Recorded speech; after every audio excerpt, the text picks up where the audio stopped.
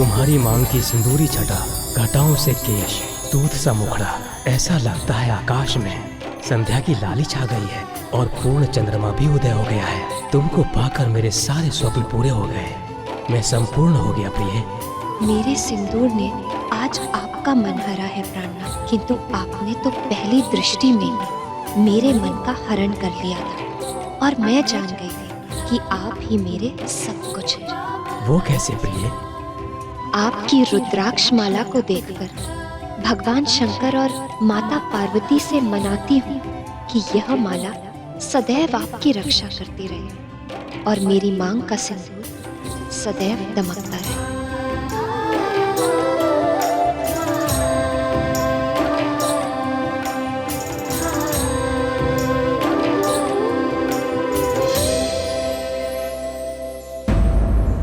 सिंदूर की सुंदरता अपने स्थान पर, किंतु उसका वास्तविक महत्व तो नारी ही जानती है। ये बात पूरी तरह सत्य नहीं है प्रिय। क्यों? जिसने कभी सिंदूर लगाया ही ना हो, वो भला प्रेम की उस गहरी भावना को कैसे समझेगा जो सिंदूर के साथ जुड़ी है? उचित है, पर जिसने लगाया हो वो पुरुष तो समझ ही सकता है।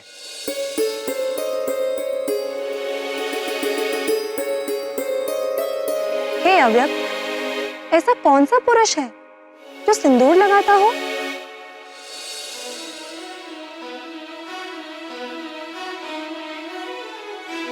राम भक्त हनुमान। हनुमान जी और सिंदूर, ये कैसी पहेली है नाथ?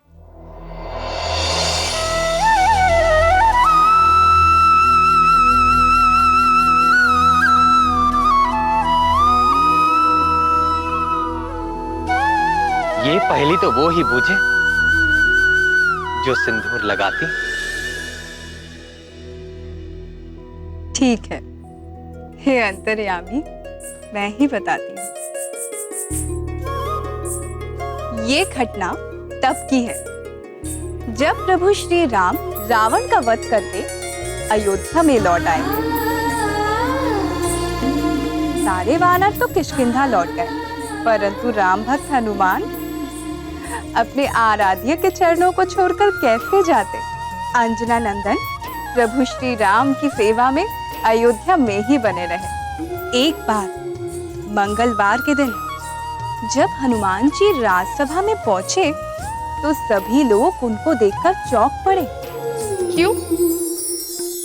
हनुमान ने अपनी पूरी देह पर मुख से लेकर पैरों तक सिंदूर का लेप लगा रखा था।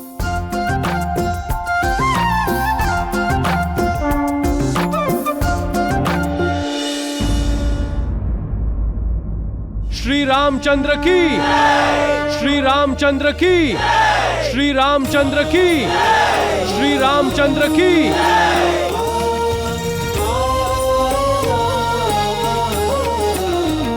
सभी सभासद तो उपस्थित हैं, किंतु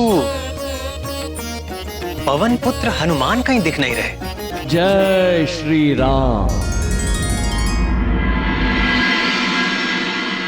जय राम भक्त हनुमान, जय राम भक्त हनुमान, जय राम भक्त हनुमान। हनुमान की भक्ति निराली, सिंदूर से सब देह रंग डाली। दिया प्रीत का प्रगट प्रमाण, सजल नयन हो गए श्री राम। जय राम भक्त हनुमान, जय राम भक्त हनुमान, जय राम भक्त हनुमान। जय श्री राम।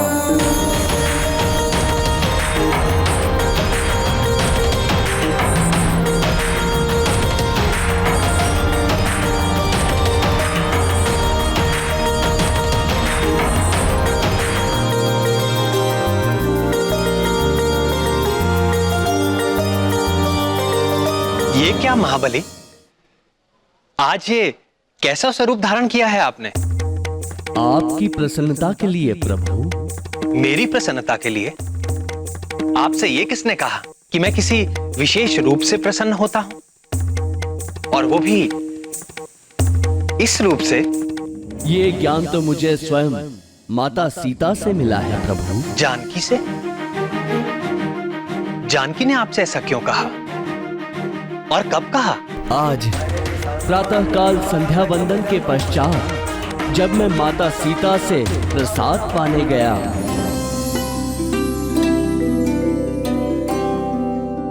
प्रणाम माते, भूख लगी है, प्रसाद दे माते। हाँ पुत्र, तनिक ठहरो।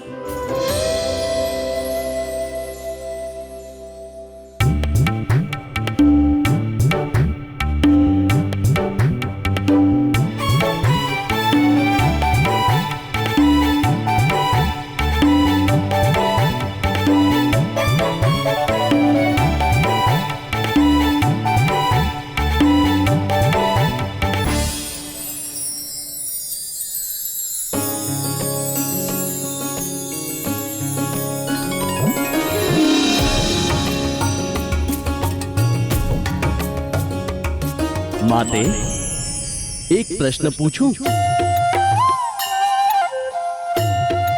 महाज्ञानी हनुमान हमसे कुछ जानना चाहते हैं। अवश्य पूछिए अंजना नंदन।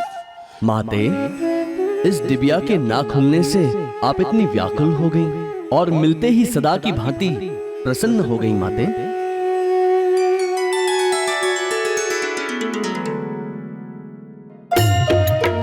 ये तो स्त्रियों का रहस्य है पुत्र, तुम्हें कैसे बता दूं? अच्छा अच्छा, उदास मत हो।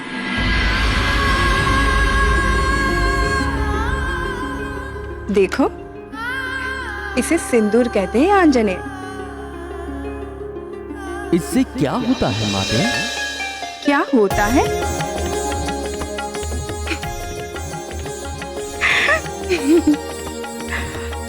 आप भी भोलेनाथ की तरह भोले हैं हनुमान। अच्छा सुनो, संसार की हर स्त्री अपने स्वामी के लंबी जीवन के मंगल कामना के लिए अपने मांग में सिंदूर धारण करती है, और मैं भी इसीलिए सिंदूर लगाती हूँ। इसे लगाने से आपके स्वामी दीर्घायु होते हैं और वे सदैव मुझसे प्रसन्न रहते हैं। इसे लगाने से प्रभु दीर्घायु होते हैं और प्रसन्न भी होते हैं माते? हाँ पुत्र, वे प्रसन्न होते हैं। धन्यवाद माते, आज्ञा दीजिए। अरे हनुमान, तनिक सुनो तो पुत्र।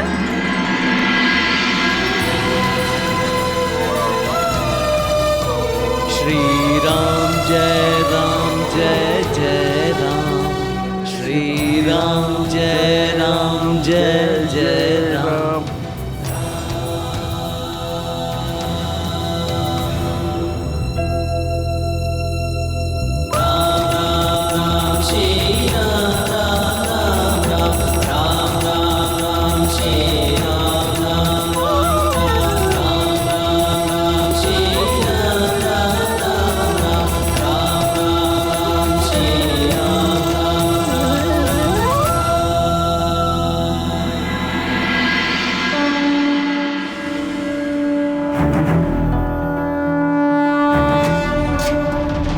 इसलिए मैंने भी सिंदूर लगा लिया प्रभु।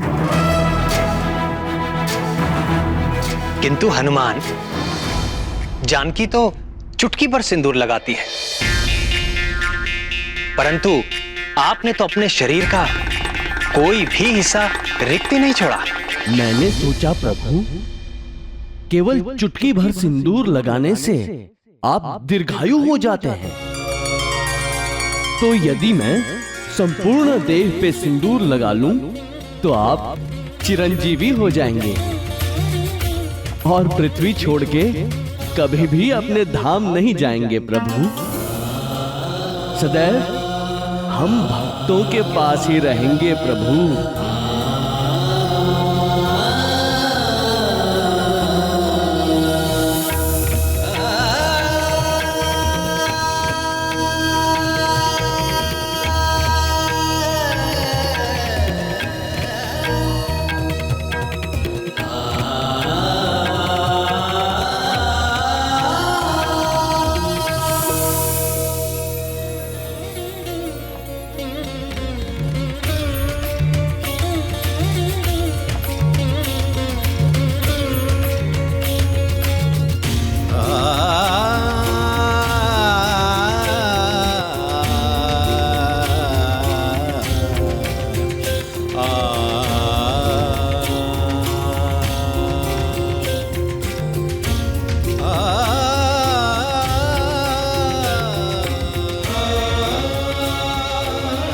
तुम्हारे हृदय की सरलता और भक्ति निराली है हनुमान। ऐसी ही भक्ति मुझे तुम जैसे भक्तों के अधीन बनाती है। आज मंगल के दिन तुमने मेरे लिए जो ये मंगल कामना की है, तो मैं वचन देता हूं महावीर कि मंगलवार को जो कोई भी तुम्हारे इस सिंदूरी रूप के दर्शन करेगा और श्रद्धा से तैल और सिंदूर अर्पित करेगा, उसके प्रति भी मैं वैसे ही कृपालु हो जाऊंगा जैसे जैसे कि तुम्हारे प्रति। जय राम भक्त हनुमान, जय राम भक्त हनुमान। पवन पुत्र का किया सम्मान, भक्तों के लिए लिया ये आन। जो हनुमत को रंगे सिंदूरी, राम करे सब इच्छा पूरी। जो हनुमत को रंगे सिंदूरी, राम करे सब इच्छा पूरी। राम करे सब इच्छा पूरी।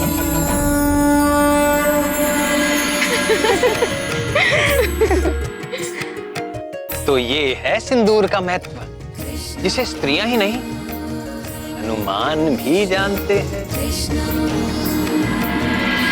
एक और महत्व की बात थी जो मैंने हनुमान से कही थी, अर्थात जानकी ने कही थी। वो क्या? यही कि विवाहित स्त्री के मांग का सिंदूर प्रतीक है कि वो अपने स्वामी के प्रति अनन्य भाव से समर्पित है। हनुमान ने भी सिंदूर लगाकर प्रभु के प्रति अपनी अनन्य भक्ति को भी सिद्ध किया। सत्य है, पवन पुत्र हनुमान के लिए न तो कोई और दूसरा देवता है और न ही प्रभु का कोई दूसरा रूप है तो बस केवल और केवल श्री राम। फिर क्या हुआ नाथ? विवाह के पश्चात केसरी और अंजना के दिन कैसे बीते? केसरी और अंजना एक दूसरे को जीवन साथी के रूप में पाकर तृप्त हो गए थे, किंतु बहुत काल बीत जाने के बाद भी जब उनके आंगन में शिशु की किलकारियां नहीं गूंजी, तो भीतर ही भीतर केसरी को यह संताप खाने लगा। संतान सुख से हीन अंजना उसका दुख समझती थी,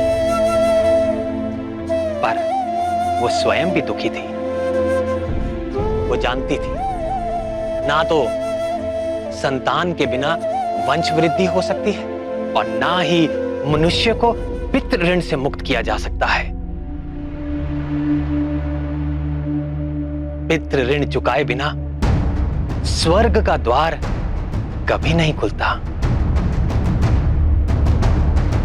धीरे धीरे संतान का अभाव उन्हें हर पल खलने लगा था।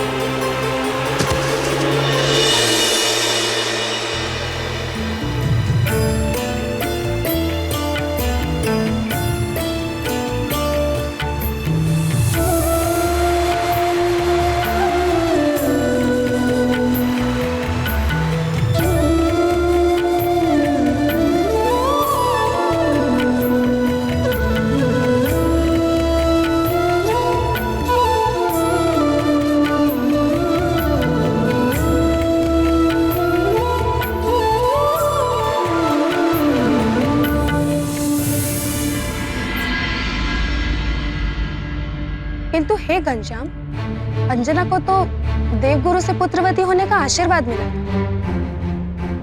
उसी कारण उन्हें पृथ्वी पर जन्म लेना पड़ा। तो फिर उन्हें संतान न होने का क्या कारण था? अंजना को यदि किसी साधारण जीव को जन्म देना होता तो कोई कठिनाई ना होती, किंतु उसे तो महाकाल भगवान शंकर के अंश को अपने गर्भ में धारण करना था, जिसके लिए वो आध्यात्मिक रूप से परिपक्व नहीं थी। पूर्व जन्म की अप्सरा अंजना स्वर्ग लोक से आई थी। स्वर्ग भोग विलास का लोक है, तप का नहीं। और अंजना को हनुमान को जन्म देने के योग्य बनने के लिए तपस्या की आवश्यकता थी। तपस्या? किंतु कैसे?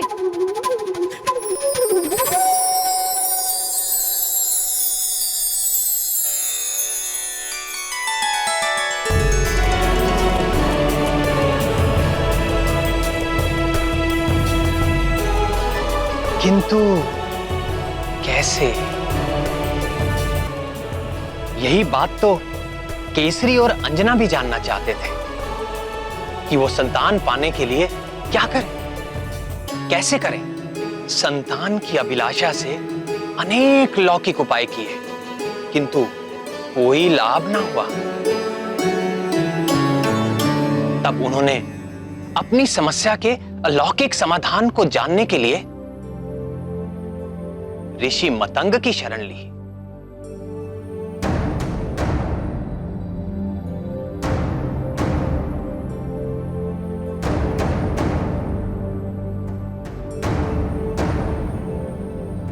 ये वही ऋषि मतंग थे जिन्होंने मेरे राम अवतार के समय परम भक्त शबरी का मार्गदर्शन किया था।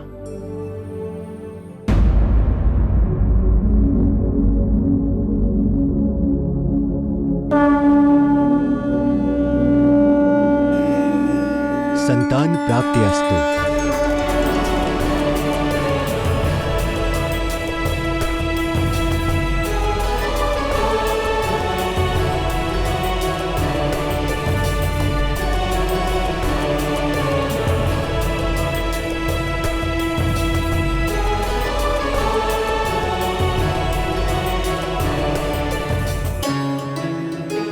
तुम दोनों ऐसे चकित भाव से मुझे क्यों देख रहे हो? आपने तो बिना मांगे ही हमें मनचाहा वर दे दिया। अब एक समाधान और कर दें ऋषिवर। हम जानना चाहते हैं कि हमें यह सौभाग्य कब प्राप्त होगा। केसरी, तुम्हारी मनोकामना अवश्य पूर्ण होगी, परंतु देवाधिदेव भगवान शंकर का आशीर्वाद प्राप्त करने के पश्चात भगवान भोले शंकर को प्रसन्न करने के लिए अंजना को 12 वर्षों तक कठिन तपस्या करनी होगी।